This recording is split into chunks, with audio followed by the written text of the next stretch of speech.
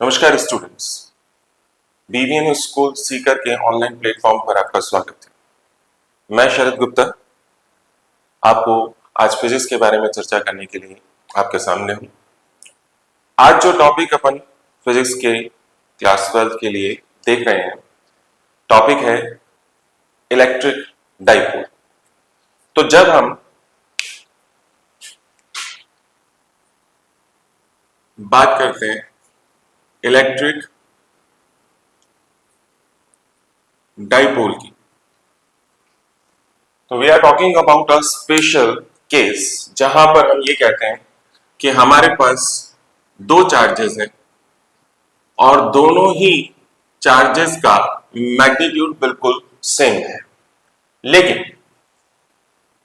दोनों का नेचर एक दूसरे से जस्ट अपोजिट। मतलब कि दोनों चार्ज की मैग्नीट्यूड वैल्यू सेम है, लेकिन एक चार्ज पॉजिटिव है, एक चार्ज नेगेटिव है, जिनको हम कहते हैं पॉजिटिव पोल और नेगेटिव पोल। अब ये दोनों पोल्स कुछ डिस्टेंस से सेपरेटेड हैं। अगर हम ये माने कि ये पॉइंट ओरिजिन है, तो ओरिजिन से पॉजिटिव पोल की डिस्टेंस L और ओरिजिन से नेगेटिव पोल की डिस्टेंस L, तो हम कह सकते हैं कि इन दोनों पोल्स के बीच की टोटल डिस्टेंस 2L है। तो ये एक स्पेशल केस हमारे पास क्रिएट हो जाता है जहां पर हमारे पास दो पोल्स हैं, एक तरफ पॉजिटिव पोल, दूसरी तरफ नेगेटिव पोल। दोनों पोल्स पर चार्ज मैग्नीट्यूड सेम है, लेकिन नेचर एक दूसरे से जस्ट अपोजिट है और ये दोनों पोल एक शॉर्ट डिस्टेंस से सेपरेटेड हैं और इसीलिए इस स्पेशल केस को बोला जाता है इलेक्ट्रिक डाइपोल। अब सवाल ये खड़ा होता है कि इलेक्ट्रिक डाइपोल हमारे पास कई तरीके से हो सकता है इनमें चार्जेस की वैल्यू अलग अलग हो सकता है, इन दोनों पोल्स के बीच की डिस्टेंस भी अलग अलग। सवाल ये उठता है कि अगर हमारे पास दो इलेक्ट्रिक डाइपोल हैं, तो इन दोनों इलेक्ट्रिक डाइपोल्स की स्ट्रेंथ को हम कैसे आइडेंटिफाई कर सकते हैं कि किस इलेक्ट्रिक डाइपोल की स्ट्रेंथ ज्यादा है और किसकी कम। तो इस प्रॉब्लम को रिजॉल्व करने के लिए हम एक फिजिकल क्वांटिटी का यूज करते हैं और उस फिजिकल क्वांटिटी को हम नाम देते हैं इलेक्ट्रिक डाइपोल मोमेंट। तो ये अब हमारे पास एक नई फिजिकल क्वांटिटी आ जाती है, electric dipole moment. So basically electric dipole moment एक ऐसी फिजिकल क्वांटिटी है जो आपको इलेक्ट्रिक डाइपोल की स्ट्रेंथ को रिप्रेजेंट करती है, इलेक्ट्रिक डाइपोल की स्ट्रेंथ को मेजर करती है। अब सवाल ये उठता है कि इस इलेक्ट्रिक डाइपोल मोमेंट को डिफाइंड कैसे किया जाए। तो उसको डिफाइन करने के लिए बड़ा सिंपल सा हमारे पास सिस्टम है कि अगर हमें इलेक्ट्रिक डाइपोल मोमेंट, जिसको हम P से रिप्रेजेंट कर रहे हैं, इस इलेक्ट्रिक डाइपोल मोमेंट को हमें मेजर करना है क्वांटिटेटिवली, तो हमें किसी भी एक पोल का चार्ज लेना है। जैसा कि हम देख सकते हैं कि हमारे पास दो पोल हैं और दोनों पोल्स का मैग्नीट्यूड बिल्कुल सेम है, तो हमें किसी भी एक पोल के चार्ज का मैग्नीट्यूड लेना है, जो कि बना Q। और अगर इस चार्ज को, इस पोल के चार्ज को हम मल्टीप्लाई कर दें दोनों पोल्स के बीच के डिस्टेंस यानी 2L से, तो जो क्वांटिटी हमें मिलेगी that is known as electric dipole moment. So basically electric dipole moment किसी भी एक पोल के चार्ज को मल्टीप्लाई कर दिया जाए दोनों पोल्स के बीच के डिस्टेंस से, तो हमें मिलता है इलेक्ट्रिक डाइपोल मोमेंट। अब इसी फॉर्मूले की हेल्प से हम चाहें तो इस इलेक्ट्रिक डाइपोल मोमेंट की यूनिट क्रिएट कर सकते हैं। अगर हम देखें ध्यान से, तो इलेक्ट्रिक डाइपोल की मोमेंट की यूनिट बनाने के लिए सबसे पहले आ रहा है हमारे पास चार्ज, और चार्ज की यूनिट होती है कूलम, और 2L जो कि डिस्टेंस को रिप्रेजेंट कर रहा है, तो डिस्टेंस की यूनिट बनी मीटर। तो इस हिसाब से इलेक्ट्रिक डाइपोल मोमेंट की यूनिट बनी कूलम मीटर। यहां पर ध्यान रखने वाली बात यह है कि इलेक्ट्रिक डाइपोल मोमेंट जो है वो एक वेक्टर क्वांटिटी है। इलेक्ट्रिक डाइपोल मोमेंट एक वेक्टर क्वांटिटी है, और अगर वेक्टर क्वांटिटी है तो इसका मतलब इसमें मैग्नीट्यूड के साथ साथ हमें डायरेक्शन की बात भी करनी है। तो इलेक्ट्रिक डाइपोल मोमेंट के मैग्नीट्यूड के लिए हमारे पास ऑलरेडी फॉर्मूला है, P is equal to Q into 2L। बात आती है इसकी डायरेक्शन की, तो इलेक्ट्रिक डाइपोल मोमेंट की डायरेक्शन फिक्स है। Direction of electric dipole moment that is fixed, which is from negative pole to positive pole, या हम कह सकते हैं from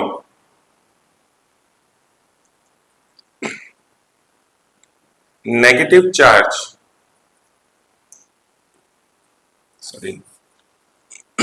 negative pole to positive pole, या हम कह सकते हैं फ्रॉम नेगेटिव चार्ज टू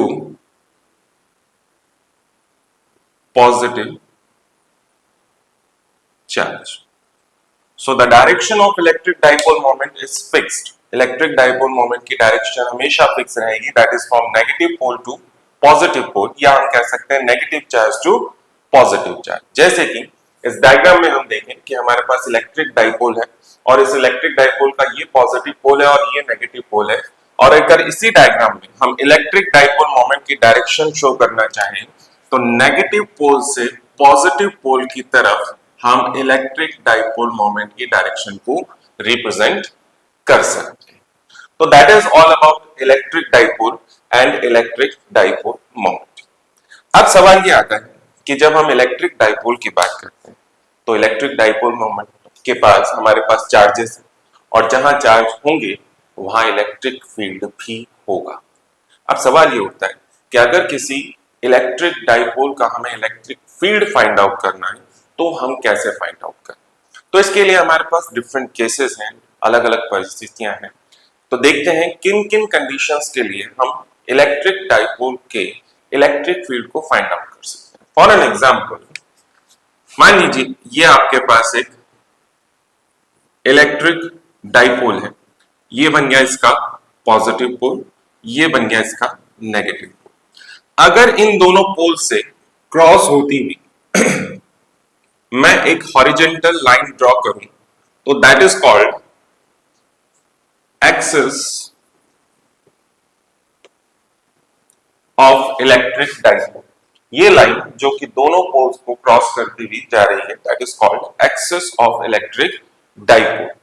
दूसरा, जो हमारे पास इन दोनों पोल्स के बीच का मिडल पॉइंट था जिसे हम ओरिजिन मान के चल रहे थे, इस ओरिजिन पर अगर हम एक परपेंडिकुलर ड्रॉ करते हैं तो that is called equatorial line of electric dipole. अब इन्हीं दो लाइंस पर अगर हम दो पॉइंट्स ले लें, फॉर एग्जांपल इस एक्सिस पर हम एक पॉइंट P लें और ये फाइंड आउट करना चाहें कि इस इलेक्ट्रिक डाइपोल की वजह से एक पॉइंट P जो कि इस इलेक्ट्रिक डाइपोल की एक्सिस पर है, यहां पर इलेक्ट्रिक फील्ड कितना होगा, तो ये बनेगा हमारा पहला case, electric field on the axis of electric dipole. दूसरी सिचुएशन हम देखें कि अगर इस इक्वेटोरियल लाइन पर हम कोई पॉइंट लें, फॉर एग्जांपल पॉइंट P, और हम ये फाइंड आउट करना चाहें कि जो पॉइंट P इस इलेक्ट्रिक डाइपोल की इक्वेटोरियल लाइन पर है, इस पॉइंट P पर इलेक्ट्रिक फील्ड कितना होगा, तो दैट बिकम सेकंड केस। तो यहां पर हम इलेक्ट्रिक डाइपोल की वजह से इस इलेक्ट्रिक डाइपोल की एक्सिस पर और इक्वेटोरियल लाइन पर इलेक्ट्रिक फील्ड का मैग्नीट्यूड कितना होगा और उसकी डायरेक्शन क्या होगी, ये फाइंड आउट करने की कोशिश करेंगे अगले दो टॉपिक्स। आइए एक एक करके इन केसेस को लेते हैं और इनके बारे में बात करते हैं।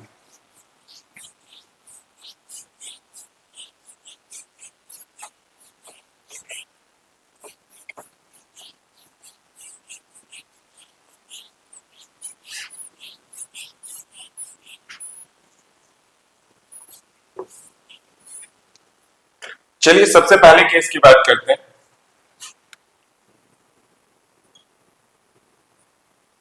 Electric field on axis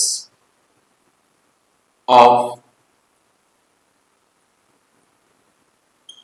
electric dipole, electric field on axis of electric dipole. चलिए इस चीज को समझने की कोशिश करते हैं।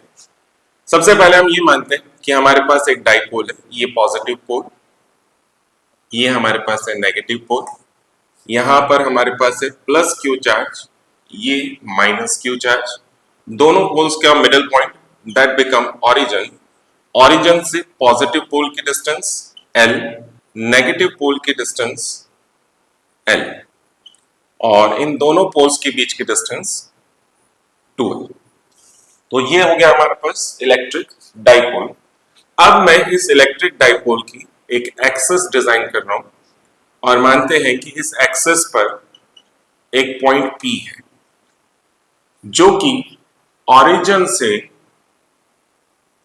R डिस्टेंस पर सिचुएटेड है, और हमारा टास्क है इस पॉइंट P पर इलेक्ट्रिक डाइपोल की वजह से जो इलेक्ट्रिक फील्ड होगा उसे फाइंड आउट कर। ये हमारा टास्क है।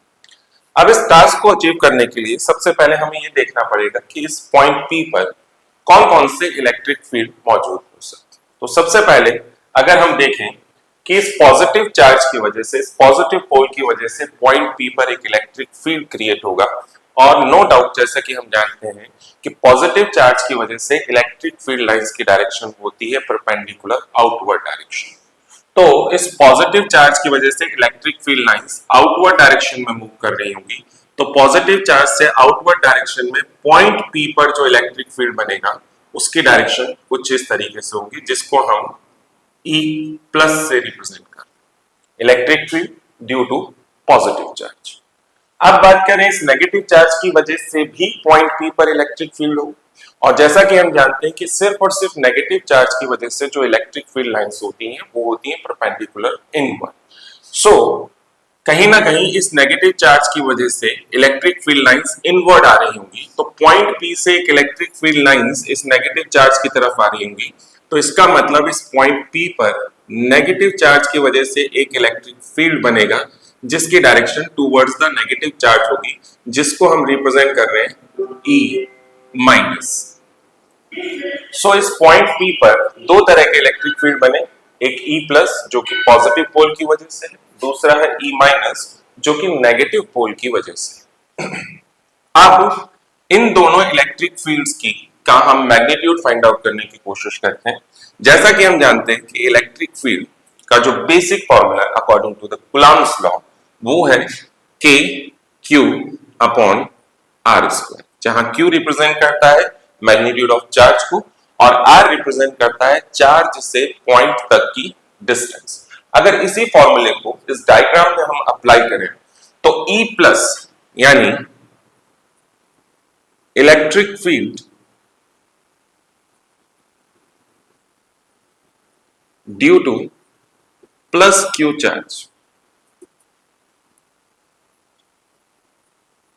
पॉजिटिव पोल की वजह से जो इलेक्ट्रिक फील्ड होगा E प्लस, उसका फॉर्मूला क्या बनेगा K, पॉजिटिव पोल पे चार्ज है Q, और इस पॉजिटिव पोल की पॉइंट P से डिस्टेंस अगर हम देखें तो देखिए पॉइंट P से O तक की डिस्टेंस है R और O से पॉजिटिव पोल तक की डिस्टेंस है L, तो टोटल डिस्टेंस हो गई R प्लस L और इसका आ गया स्क्वायर।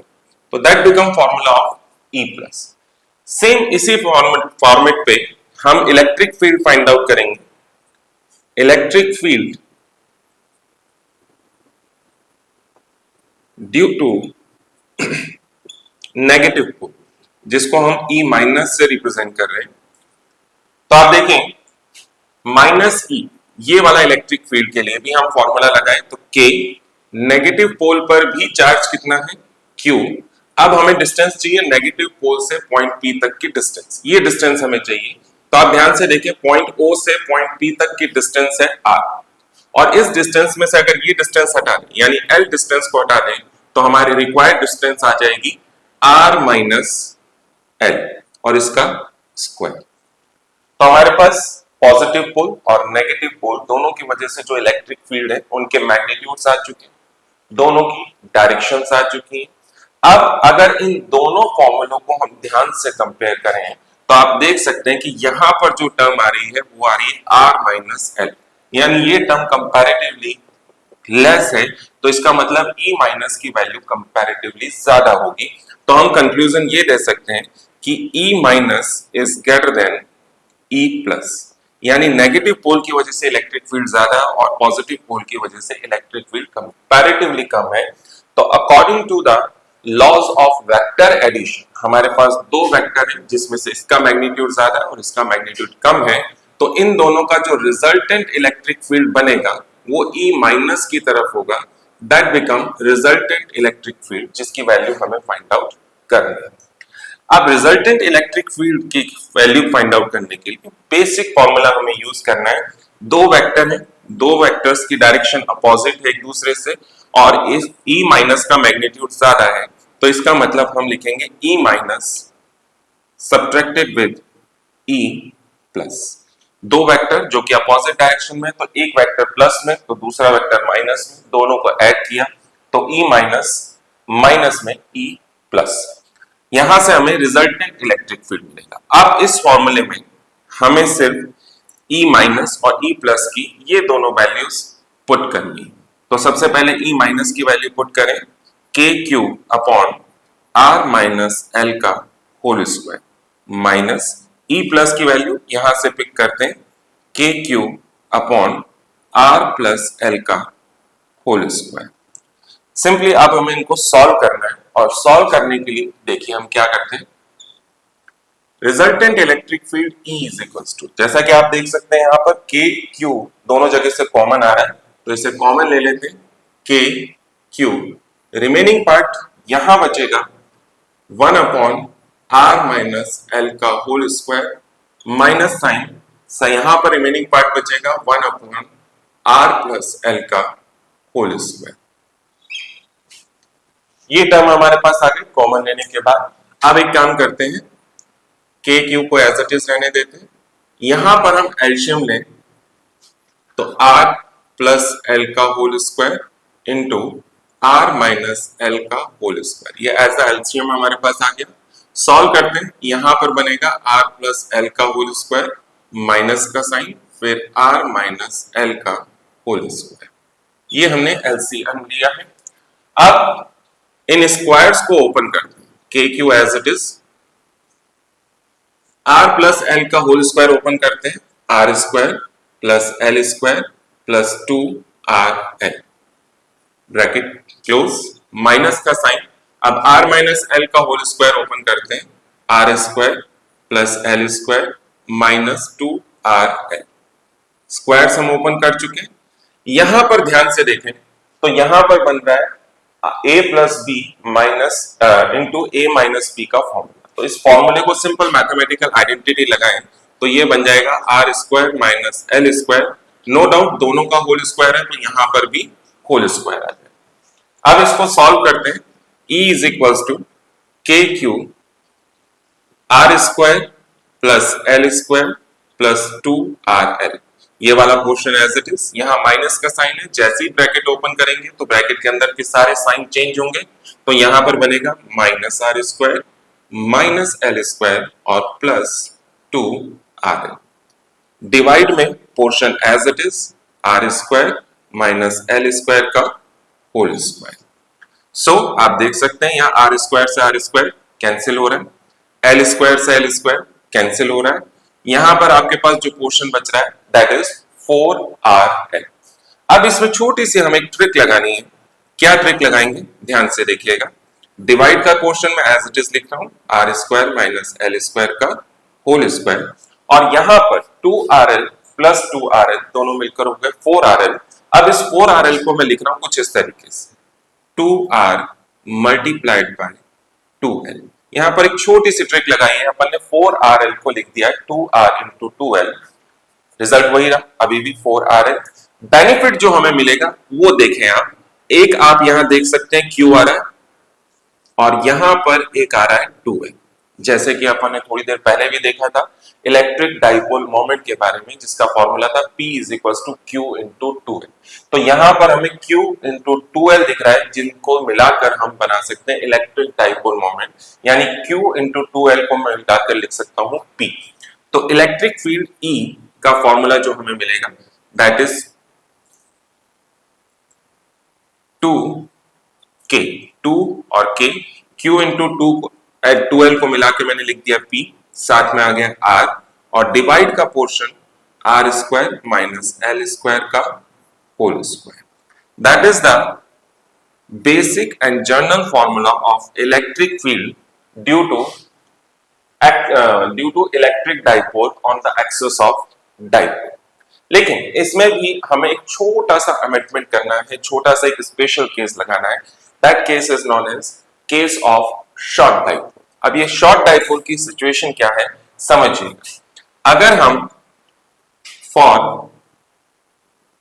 शॉर्ट डाइपोल की बात करें, शॉर्ट डाइपोल का मतलब हम ये मान के चल रहे हैं कि इन पोल्स के बीच की जो डिस्टेंस है ये बहुत कम है, और उसके कंपैरिजन में जो डिस्टेंस हमने लिया है पॉइंट P का, वो डिस्टेंस बहुत ज्यादा है। That means R is much greater than as comparative to L, so L tends to 0।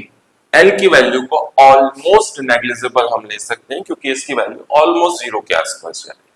तो अगर इस शॉर्ट डाइपोल की सिचुएशन यानी L tends to 0 की सिचुएशन को हम इस फॉर्मूले में यूज करें, तो आप देख सकते हैं कि ये L स्क्वायर की टर्म आपकी 0 हो जाएगी, और आपके पास इलेक्ट्रिक फील्ड का जो फॉर्मूला मिलेगा that is 2kPr upon R to the power 4। No doubt एक R से R कैंसिल हो जाएगा, और फाइनली आपको जो इलेक्ट्रिक फील्ड मिलेगा on axis of electric dipole that is 2kP upon RQ। So finally जो लास्ट फॉर्मूला आपके पास आएगा that is electric field on the axis of electric dipole, वो फॉर्मूला आपके पास रहेगा 2kP अपॉन RQ। अब यहां पर एक इंपॉर्टेंट सवाल कि जैसे कि हमने इलेक्ट्रिक फील्ड फाइंड आउट की, और इलेक्ट्रिक फील्ड भी एक वेक्टर क्वांटिटी, और वेक्टर क्वांटिटी होने का मतलब इसमें मैग्नीट्यूड के साथ साथ हमें डायरेक्शन की बात करनी पड़ेगी। अभी तक इस पूरे डेरिवेशन में इलेक्ट्रिक फील्ड का मैग्नीट्यूड हम ऑलरेडी फाइंड आउट कर चुके हैं, that is 2kP upon RQ। अब बात करते हैं इसकी डायरेक्शन की, कि हम इस इलेक्ट्रिक फील्ड को की डायरेक्शन को कैसे जस्टिफाई कर सकते हैं। तो बहुत सिंपल सा तरीका है, जैसे कि आप देख सकते हैं कि हमारा रिजल्टेंट इलेक्ट्रिक फील्ड आ रहा है इस तरह। अगर मैं इसी डायग्राम में इलेक्ट्रिक डाइपोल मोमेंट की डायरेक्शन बनाऊं, जो कि मैं आपको पहले भी बता चुका हूं कि इलेक्ट्रिक डाइपोल मोमेंट की डायरेक्शन होती है from negative pole to positive pole. तो आप देखें यहां पर from negative pole to positive pole मैं इलेक्ट्रिक डाइपोल मोमेंट की डायरेक्शन बना रहा हूं, that is the direction of electric dipole. और इस डायग्राम में बहुत आसानी से देख सकते हैं कि हमारा रिजल्टेंट इलेक्ट्रिक फील्ड की डायरेक्शन बिल्कुल वही आ रही है जो डायरेक्शन इलेक्ट्रिक डाइपोल मोमेंट की। तो in the case of axis, अगर हम किसी भी इलेक्ट्रिक डाइपोल की एक्सिस पर इलेक्ट्रिक फील्ड निकाल रहे हैं, तो उस इलेक्ट्रिक फील्ड की डायरेक्शन हमेशा इलेक्ट्रिक डाइपोल मोमेंट की डायरेक्शन में ही होगी। तो दो चीजें हमारे पास इलेक्ट्रिक फील्ड के लिए थी, एक मैग्नीट्यूड और एक डायरेक्शन। मैग्नीट्यूड के लिए हम ऑलरेडी फॉर्मूला फाइंड आउट कर चुके हैं, that is 2kP upon RQ, और इस इलेक्ट्रिक फील्ड की डायरेक्शन हमेशा और हमेशा इलेक्ट्रिक डाइपोल मोमेंट की डायरेक्शन में ही हो। सो स्टूडेंट, आप इस यहां तक हम इलेक्ट्रिक डाइपोल मोमेंट और इलेक्ट्रिक डाइपोल की वजह से उसकी एक्सिस पर इलेक्ट्रिक फील्ड का मैग्नीट्यूड और डायरेक्शन क्या होगी इसके बारे में पहले ही चर्चा कर चुके हैं। नेक्स्ट टॉपिक जो हम नेक्स्ट वीडियो में देखेंगे that is electric field on the equatorial line of electric dipole, जहां पर हम फिर से वापस इलेक्ट्रिक डाइपोल को ही लेंगे, लेकिन इस बार इलेक्ट्रिक फील्ड उसकी एक्सिस पर नहीं, उसकी इक्वेटोरियल लाइन पर फाइंड आउट करेंगे। तो आज के वीडियो के लिए इतना ही, धन्यवाद।